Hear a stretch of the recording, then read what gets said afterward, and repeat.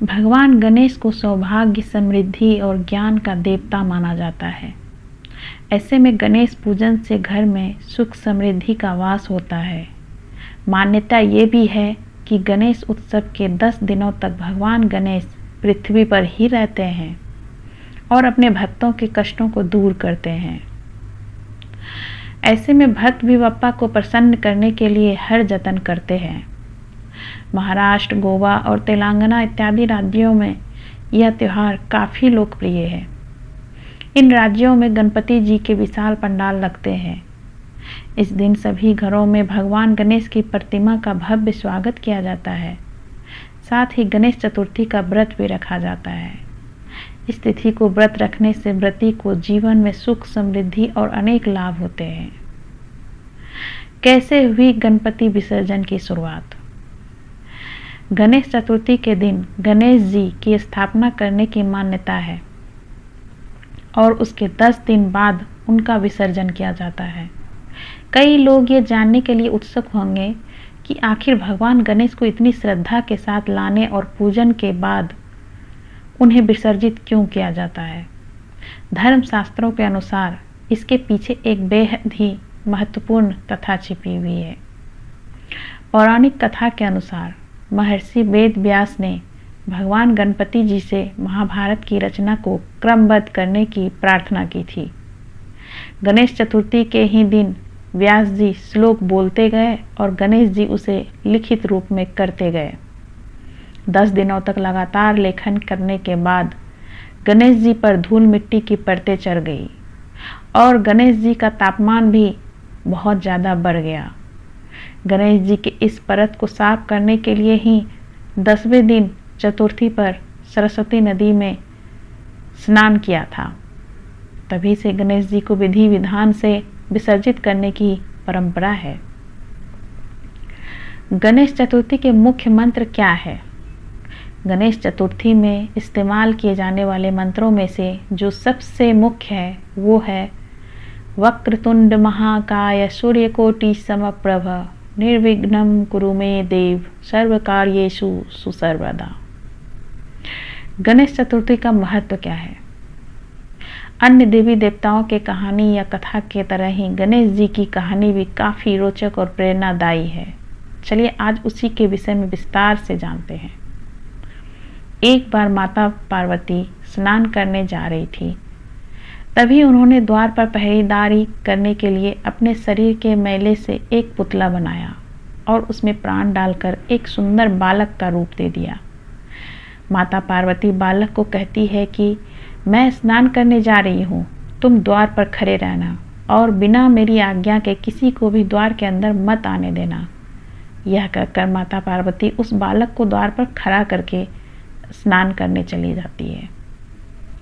वह बालक द्वार पर पहरेदारी कर रहा होता है। तभी वहाँ पर भगवान शंकर जी आ जाते हैं और अंदर जैसे ही अंदर जाने वाले होते हैं तो वो बालक उनको वहीं रोक देता है। भगवान शंकर जी उस बालक को उनके रास्ते से हटने के लिए कहते हैं, लेकिन वह बालक माता पार्वती की आज्ञा का पालन करते हुए भगवान शंकर को अंदर प्रवेश करने से रोकता है, जिसके कारण भगवान शंकर क्रोधित हो जाते हैं और क्रोध में अपनी त्रिशूल निकालकर उस बालक की गर्दन को धड़ से अलग कर देते हैं।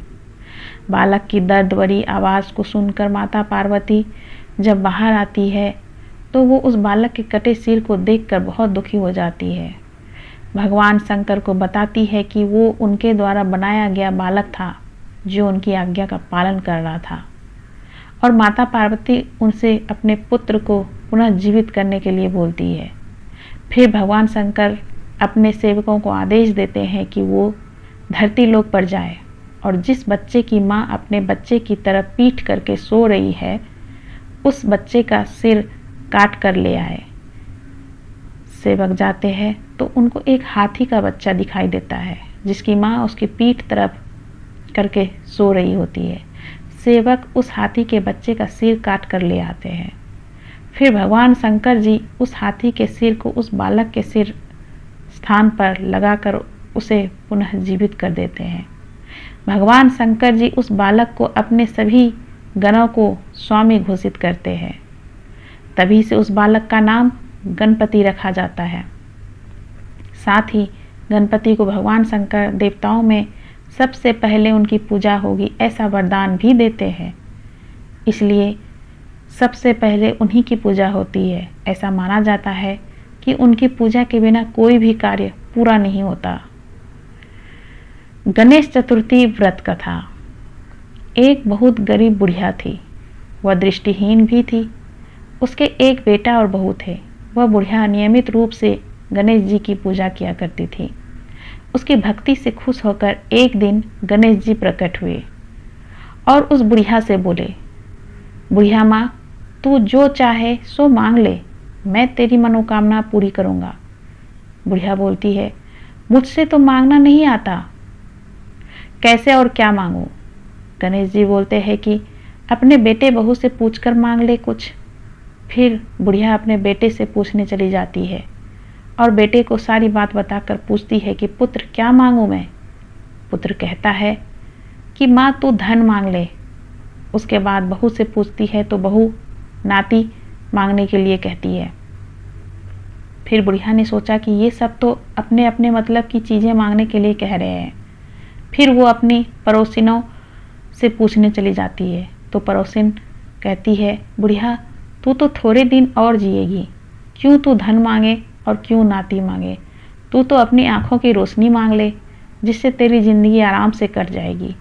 बहुत सोच समझ कर विचार करने के बाद बुढ़िया गणेश जी से बोली, यदि आप प्रसन्न हैं तो मुझे 9 करोड़ की माया दें, निरोगी काया दें, अमर सुहाग दें, आँखों की रोशनी दें, नाती दें, पोता दें और सब परिवार को सुख दें और अंत में मोक्ष दें।